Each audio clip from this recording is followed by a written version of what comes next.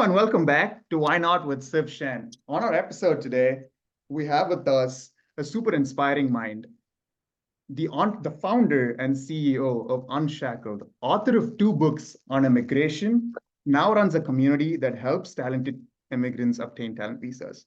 From doing her bachelor's in chemical engineering in NIT Trichy to moving to the US to study in Colombia to now being a solopreneur, her journey is nothing but inspirational.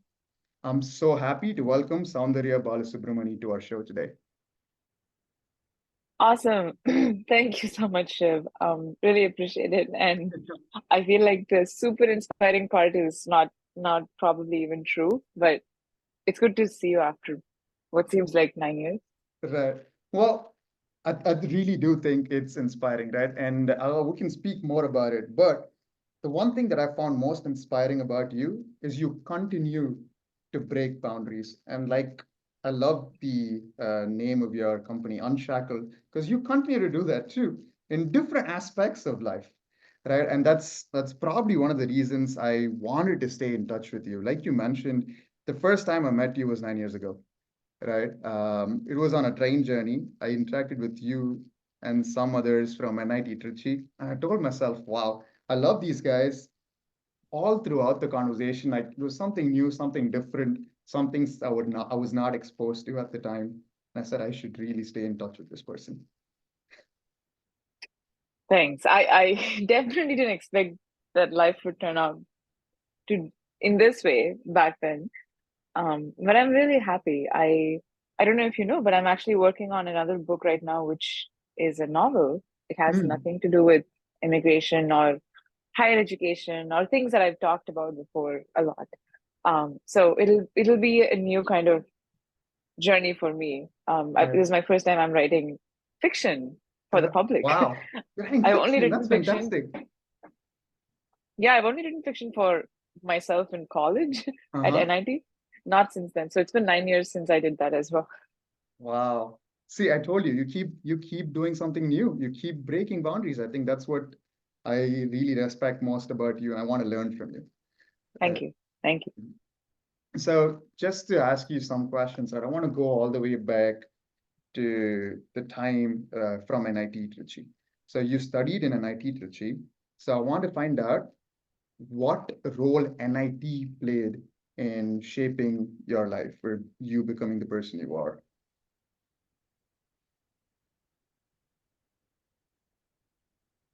Huh. NIT was, I mean, I guess I've talked about this in other places too, but NIT was some of the loneliest years of my life. Mm, I absolutely would not go back in time if I get the chance. Some people say I would love to go back to my college days and relive it, and maybe you do as well, and that's uh, great for those people. But I wouldn't go back even if I am interesting. given like $500,000. Or I would go back and do things differently. I mean, Mm, right. so from that standpoint, I feel that I don't really miss anything from college days. Mm, Um, or I have a lot of regrets from college days. That's another way to say it is I wish I had done many things differently if I could do it again. Um, how it shaped me. The best gift NIT gave me was me figuring out that I should actually pursue a master's in management sciences mm, and not pursue masters in research or PhD in research, which is what I was thinking of doing right. for a very long time.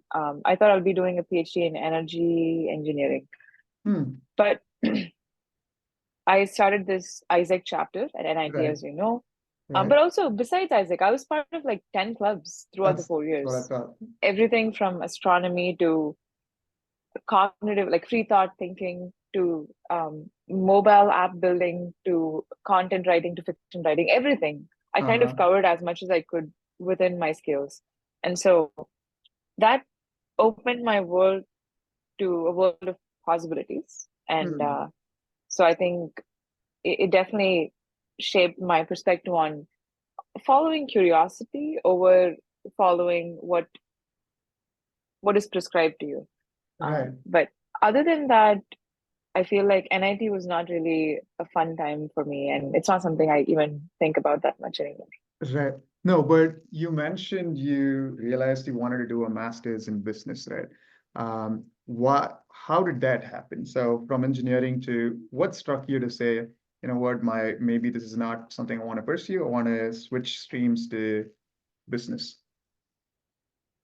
It was specifically after I'd come to the US for a summer scholarship called the S&Bo Scholarship after third year at NIT. Um, I went to University of Wisconsin-Madison for this scholarship, and I was around 10 other scholars who also got the scholarship from India. They were coming to Wisconsin-Madison, and for the first time, I felt like I was able to see what true passion looked like in these people. The way they felt about their research was pretty far from the way I felt about mine. I looked at my research as almost a means to an end. Kind of, if I do well in this research internship, then I will get into a good program for my master's. But the way other people looked at it was they really cared about it. They really came from a first principles, here's why I'm doing this, here's why it matters to me standpoint. It wasn't a means to an end for them. And yeah, that's what made me question Wow. maybe I should look at this through a magnifying lens again and figure out, is this Right, really what I want to do and right, spend 5 years of my life doing a PhD on if I don't even care about it that much? right, right. No, that's very interesting because even for me and even for several other friends of mine, I think that's what the US does to you because people don't study here because they decided or someone decided that they should study or they thought this was the best thing that's going to pay them a lot of money. But I think they really are passionate about what they're really doing. And I'm so glad you got that opportunity too.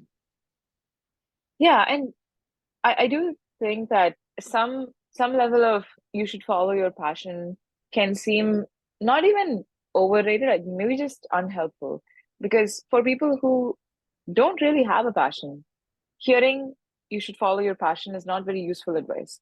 Mm, So, um, at the very least, I would just say that you should certainly experiment many things and figure out the things that you don't like.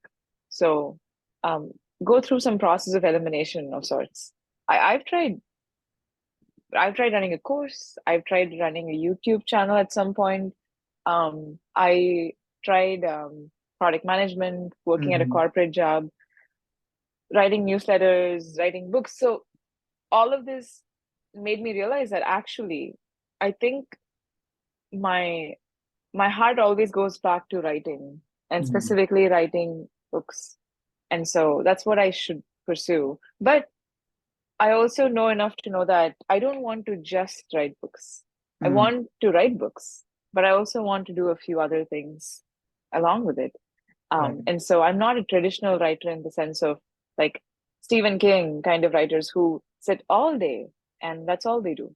Um, right, and so I kind of I carved out a small role for myself after experimenting a lot.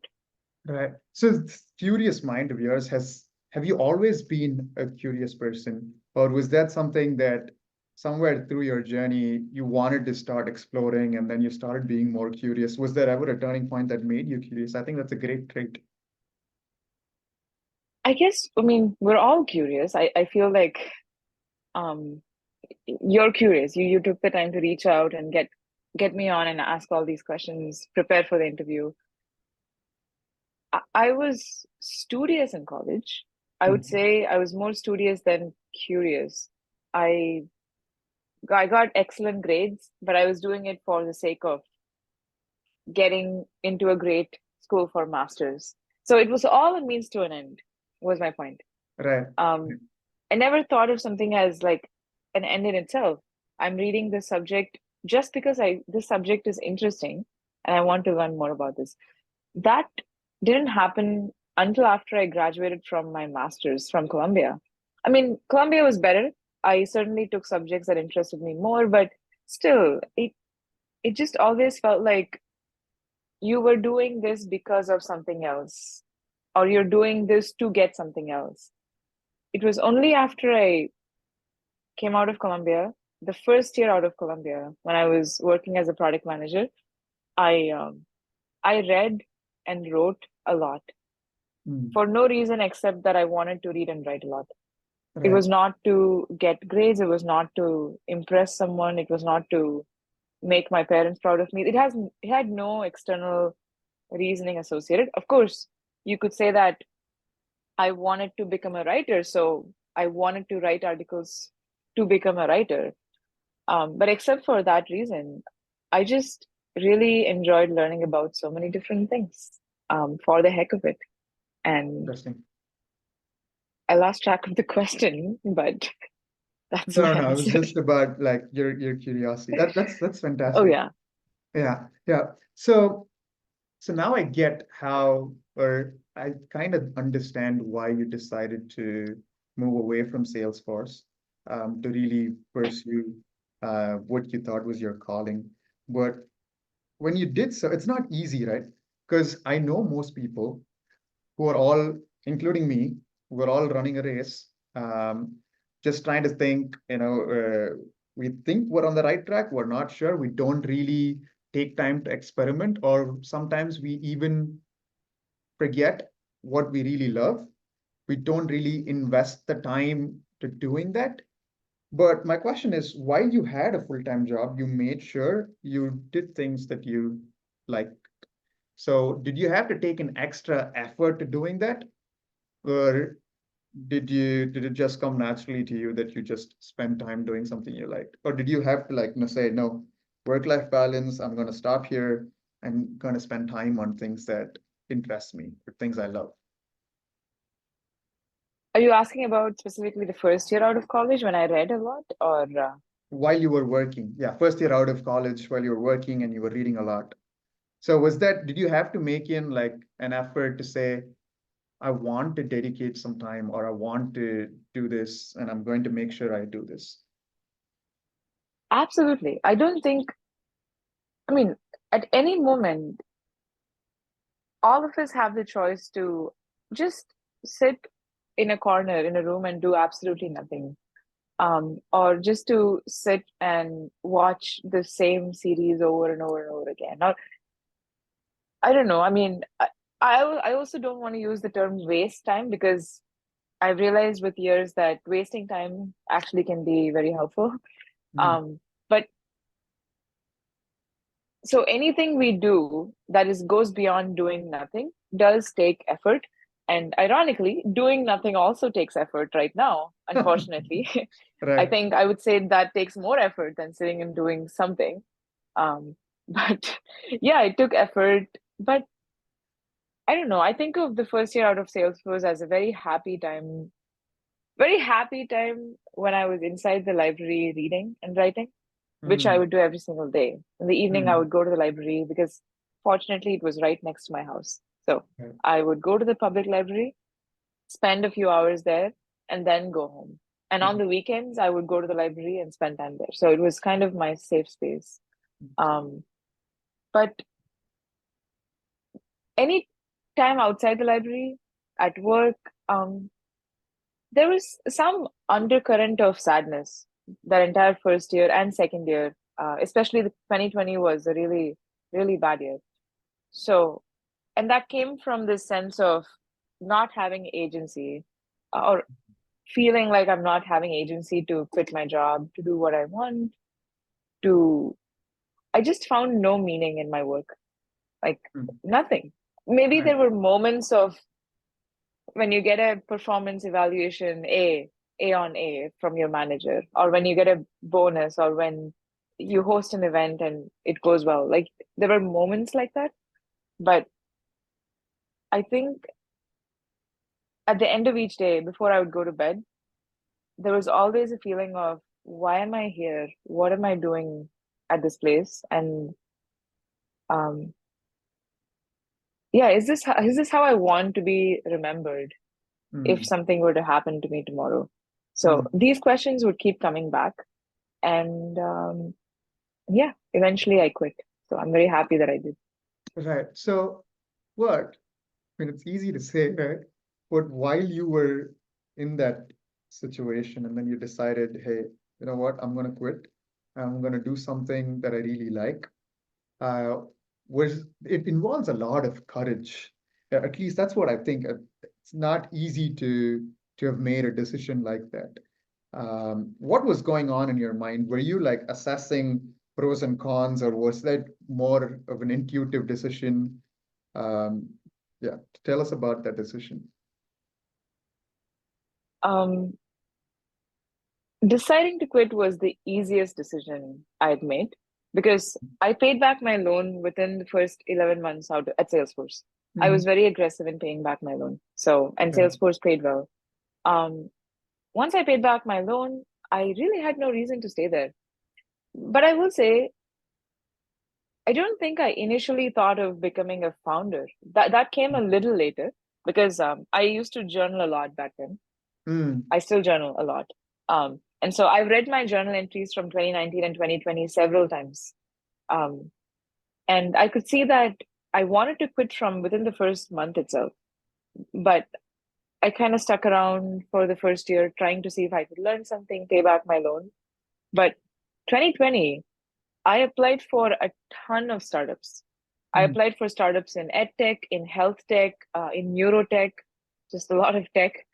And I got some interviews. I did some interviews, but nothing materialized in the end. Um, but what happened was I managed to publish my first book or self-publish my first book, Admitted, in 2020. And that made me realize, I mean, I think this is my calling. Like, I need to quit my job so I can write books and do whatever the heck I want outside of that. I mean, I'll figure it out. So, I guess my point is, it wasn't immediately obvious that I wanted to be a founder and writer. It took like 2 years, I would say. And even in 2021, I was pretty lost. I was trying to build an ed tech startup for a while. Mhm. That didn't go anywhere. Um, and then I tried being a course teacher. So I taught a course Mm. on Notion and how to plan with Notion and so on. I did two cohorts. They were fine, reasonably successful. But I don't know, like none of them felt like my calling. Mm. And then Unshackled happened. Right. So it's so when you ask me about the decision of quitting was the easiest decision Interesting. that I took. Got it. It had no effort on my side. Figuring out how to quit took a lot of effort as an immigrant on H-1B. Right. So that's what got me into immigration and Unshackled. Wow. Okay. So, so you figured it out, and then you decided to start your own venture. And I also noticed going through your profile that you decided to go back to India and then come back again, right? First off, even though now you know the path, maybe you realized, you know what, this visa is not going to work out. If I had to transition, I'll have to spend more time going to India and coming back. So was that is clearly not easy to do. Even if you know there is a path ahead, it's clearly not easy to do. Were there risks that could have been risks that you were not coming back, but why did you still go ahead and do it? Um, hmm, that's a good question. Like the last few sentences you said. When I left to India in December 2022 or January 2023, I was originally going because my brother had a kid and I wanted to be there Mm. for that. And then I realized, oh, if I'm going to India, I might as well stay there for a few months and write the book there. Mm. And the few months eventually became about 9 months in India Mm. because after a while, I just really enjoyed being in India. I didn't feel like I wanted to desperately come back to this country anymore. And so there were phases it wasn't planned to be that way. In the beginning, I absolutely hated being there. I mean, Mm. I'm not gonna lie. I love India now I love aspects of India, not everything. But in the beginning it was not great. I mean, there were many moments when living with my parents after so many years made me feel very just not myself. Um, Yeah. and so there was definitely a possibility that I was not going to come back forever. In fact, even after I got my O1 approved, I vividly remember I got a 221G. A 221G is a slip that the US consulate gives you Mhm. after refusing your visa, after it gets approved by the USCIS in the US. Mm. So I got my USCIS approval. Right. I wanted to get a stamp. Uh-huh. And then I send my passport for stamping. Mm. And they return it with a 221G saying that your visa has been currently refused. You have to come in for an interview before we can assess again. So obviously I thought, okay, this is the end. So I go to the interview. They ask me a few questions. Obviously they're asking me, so you filed as the founder of your own company. And they ask me like, what do you do?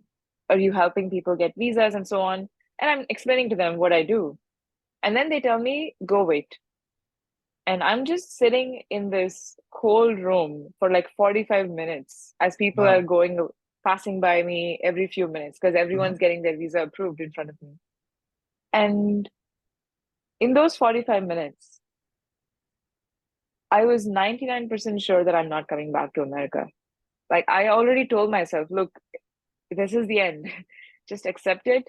Figure out some way to ship all of your clothes and everything from America back to India and just move to the UK. It's fine. Like go somewhere else. It's okay if you cannot go back to the US. And then the 1% happened and they gave me my visa. Wow. So Wow. That is crazy, man.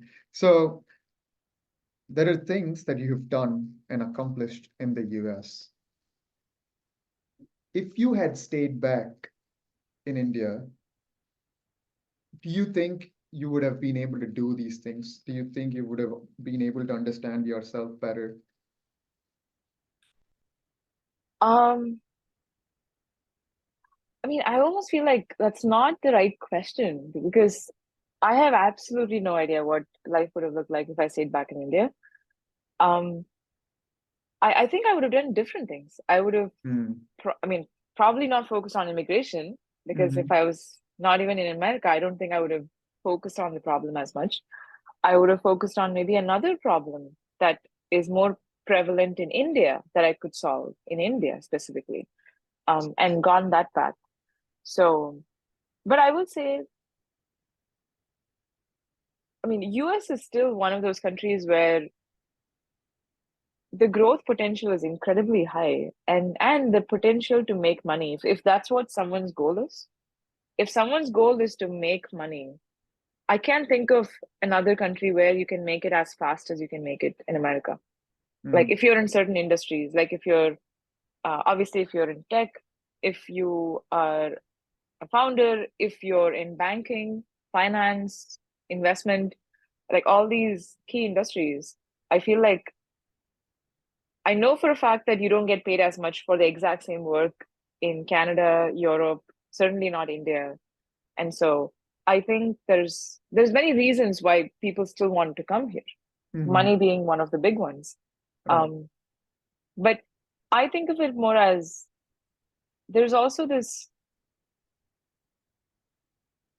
the amount of mind expanding things that's happened in my life in the last few years because of being in the US, Hmm. because of meeting people from dozens of countries, Right.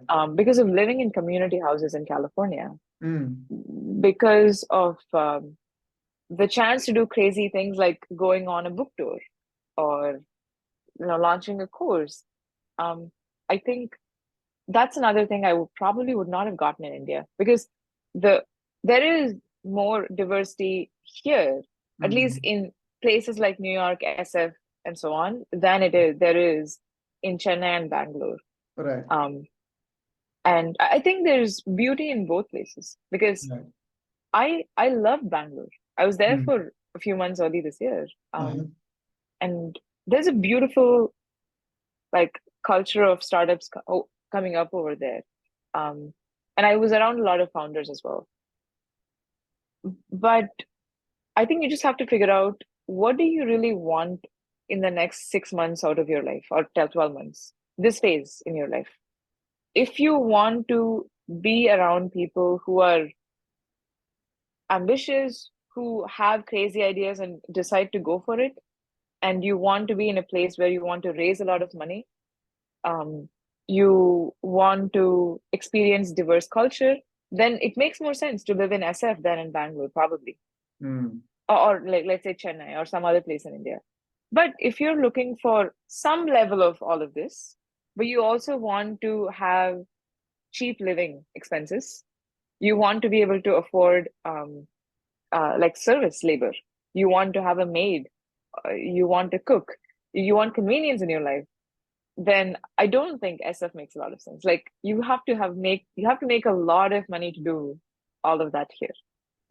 So since you spoke about cities and living in these cities and what it can do to you, so most startup stories that I've heard, right, somehow have an SF connection. Is it being with the people in SF, like being around those people?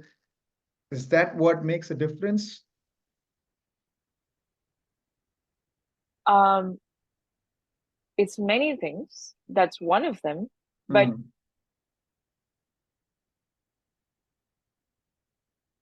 America does one thing really well, and that is marketing itself. Like as a country, America markets itself as this country where dreams come true. There's the American dream. It's the land of the brave and all of these things, right? So, number one, people's perception of America and specifically of Silicon Valley is that this is the place that I should go to if I want to build a company. So that's number one. Number two is when they come here, I do think there is definitely a large, like the proportion of people who want to build a company here versus any other country, or sorry, any other city probably is higher. So they'll get to meet a lot of people who have these ideas. So it influences them.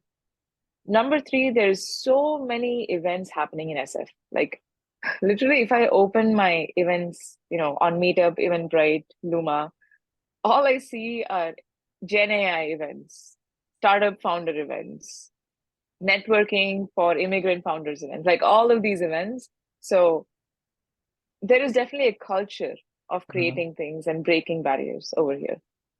And in the end, I also think the fact that SF is so expensive to live in, it is incredibly expensive, makes you want to figure out a way to make money fast.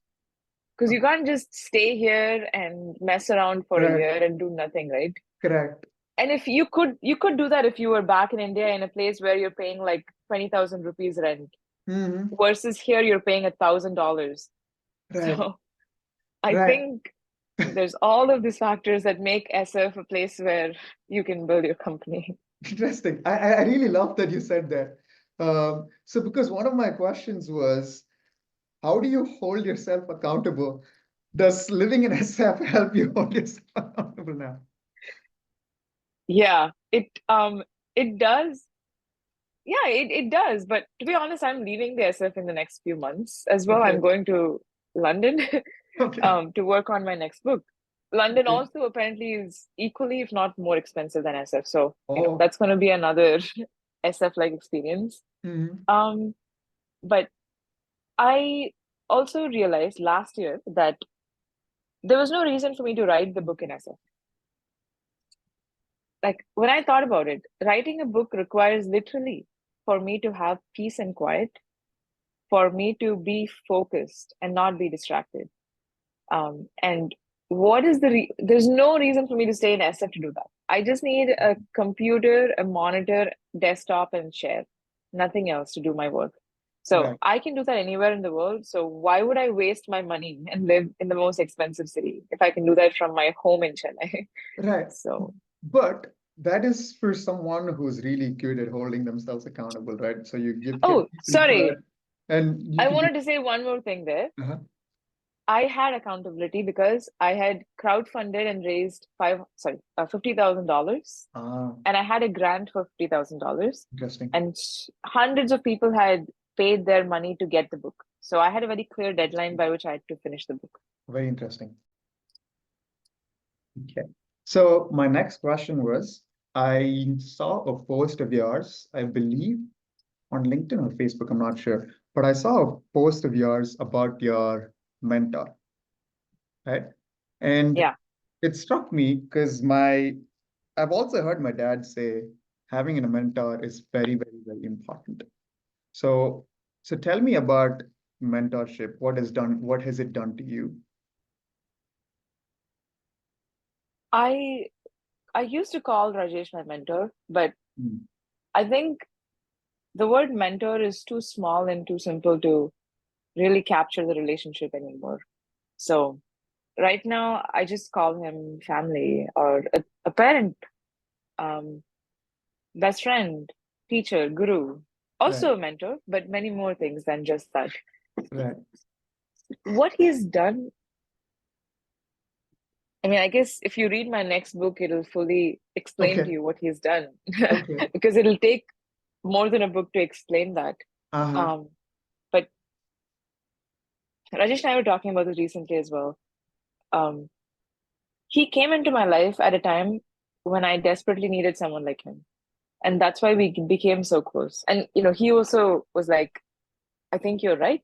Because if I meet someone like Rajesh today, let's say, Mhm. I might have a great conversation with this person, but then I might just go separate ways because I don't need desperately need another Rajesh in my life Okay. because of what Rajesh has already done for me. Done. Okay. But when I met him, this was mid 2021, July 7th. That's the first night I messaged him, and we spoke on July 8th. It was a random introduction that someone made, Hmm. and around that time, I was so desperate to quit my job. I would have done anything. I just needed someone to believe in me, to help me, to let me take a chance on myself and quit my job, and figure out a way around my immigration. And I also got an RFE for an O1, which I eventually withdrew back then. And I got the RFE about two weeks after I spoke to Rajesh for the first time. Okay.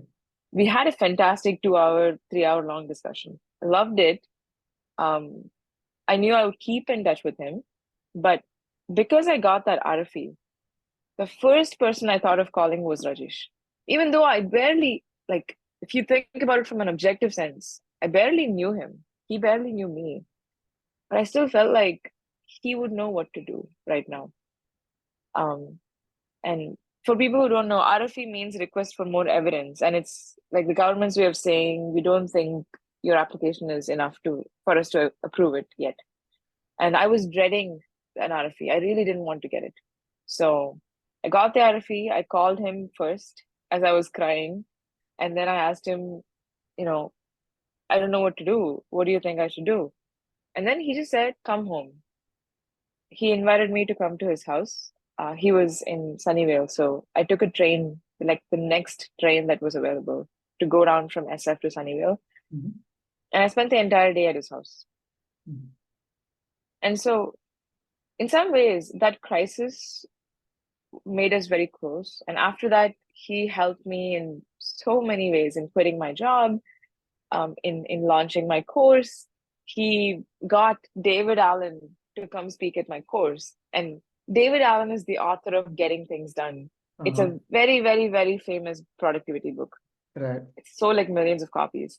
And Rajesh knew David Allen. And so I was teaching this course on productivity, and he figured out a way to get David Allen to come speak. And he just knew me for less than a month at this point. Uh-huh.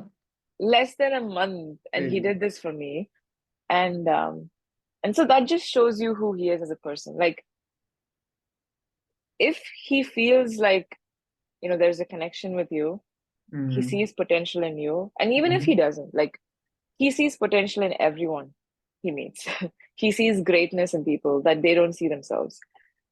He will do everything he can to help you reach that end goal and see that yourself. And fortunately, he, for whatever reason, um, decided to do that for me. Wow. And we've spoken every day for the last 3 years, probably. Right. So, Wow, that's so beautiful. That's fantastic. I mean, the one thing that I realized though was very organic for you, right? It was not like, okay, I'm gonna find a mentor. No, it was very oh no. organic. And then you know, okay, very interesting. I think I learned something new there. So, and also, I've noticed you network with a lot of people. Um, how important is it to network? Not just as an entrepreneur, but even just as someone who's trying to do something in their life, trying to understand themselves, trying to push themselves. What does networking do to you? Huh. What is networking, first of all, for you? Networking for me is really just meeting interesting people and kind of understanding or learning something or just interesting perspectives, just meeting interesting people who I feel like I can learn from in some shape or form. uh, I can take inspiration from them, or just being able to talk with someone who I have the same value system with, who I can really connect with, and then hopefully at some point we can be there for each other or help each other or grow together, something like that. Hmm. Uh, huh. So you said I network a lot. I'm first thinking if I first of all network a lot, is that even Okay. true? Okay. I think it totally depends on what phase I'm in life. Hmm. When I was working on Unshackled, I wasn't networking. I didn't care. I couldn't care less about like meeting new people. I was just focused on my book and I wanted to finish that. But then, for example, let's say when I was doing the book tour, I did a book tour for Unshackled a few months ago, and I worked towards that for 4 months nonstop. And on the tour, we met like 2,000 people, students, and and we met dozens of people who helped us set up an event in all these universities. So you could say that was networking, right? Meeting so many Right. people. So it depends on the phase and what is the next mountain to climb, and what kind of does it require me to go out and network a lot, or does it require me to not do that and actively focus? So I don't think people should network for the sake of networking. Mm. There should be A um, purpose. yeah, but I'm trying to also not sound like I'm not saying don't meet people, but rather networking for the sake of networking can be harmful, I think, because that happens a lot in SF, where you go to these events and literally you're spending like 3 minutes with everyone there, Mhm. asking them, what do you do? Oh, here's what I do. How's your day been? And then you walk out of the event feeling empty. Like it doesn't feel like you actually made any progress. Right. But so I think there needs to be less of that and more Um, of walk into an event, pick like two people that you want to sit down and have a conversation with and talk to them, get to know what they're working on, care about what they're working on, and then see if there's anything you can do together. And if not, it's fine. Like just keep in touch. Maybe something will come up in the future. right. So I I have had awesome things happen from the former, where I met someone for 5 minutes and eventually we connected 10 years later, for example. Like you and I, we met 9 years ago and now we're talking again. But just know that doing it the former way, it's going to take you a while to see the results of that. If you're Mhm. just doing it in a very scattered way versus doing it in a much more intentional way of, I want to make one good connection in this event. Very interesting. Okay, that's something that I take back. Perfect. Um, so another question is now you've started Unshackled, then you've written two books already. You said you're about to launch a new novel too. Oh, Um, no, no, I'm just writing it. you're just It'll writing take it. another year or 2 years to launch it. So it'll be Okay. a while. Okay, so is that what's next? Do you also have other things in mind that you plan on doing next? Um, I think the next 2 years would be most of my energy would go towards the next book or a novel, and I really want to make a movie out of it. Hmm, So I have no idea how that's gonna happen, but I will figure it out slowly with time. right, So that'll probably take most of my energy, but obviously some of my energy will keep going into Unshackled and growing it. And right. um, I'm taking a step back because, you know, I'll be doing an announcement soon. So Okay, I think that'll make it clear why. But most of the energy would go towards the next book and trying to make a movie out of it. interesting. Okay, so I think my final question really is, there are other folks out there who want to do something on their own, uh, be it a solopreneur or wanting to be an entrepreneur. Um, do you have any advice for them, aspiring entrepreneurs? Um, I mean, if they're aspiring solopreneurs, I'll talk to people who are more like me because I'm not a traditional founder. I didn't raise VC money or build a software product of sorts. So mine is more of a content focused business. So for someone who's trying to be a solo founder, like a Mhm. solopreneur, who's Right. not looking to scale a company to hundreds of employees, I think the advice is take risks early on to see if you like it. I Mhm. mean, definitely don't wait until you have a family. Um, if you've paid off your loan or if you're close to paying it off, if you don't have anyone depending on you right now, and if immigration can be solved as a problem, then don't wait for 5 more years to take that bet on yourself.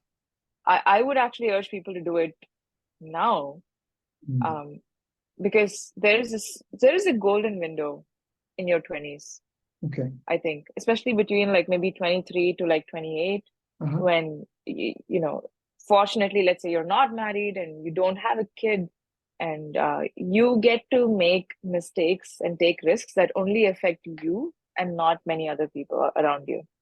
And so I think it's important that you use that window to be more risky and to try things. And what worst case, fine, go get a job again. The jobs are not going anywhere. The Right. corporate companies will always need people, and you can go back and figure it out. But Right. you may not have the time to build Mhm. your company when you're 35 and you have two kids. Not as much as when you're 25. So Mhm. I certainly think there's a difference in the focus and time you can dedicate towards a company when you're in 20s than 30s. Um, and this is obviously not a generalization, it's more of just an observation. Makes sense. Perfect. Hey, I really like that. Take risk early. Go out there. I really appreciate it. Hey, and I personally, from our conversation today, I learned a lot. Oh, There's a lot thanks. of new perspectives that I got from you. I really appreciate you for that. Thank you. Thanks. You asked great questions and you made me pretty fired up about a lot of topics. So thanks to you for Perfect. asking these questions. No, 100%. And I'm sure the folks listening too have a lot to take back and have the courage and confidence to go follow their heart. Appreciate it. Thank you, Soundarya. Thanks so much, Shiv.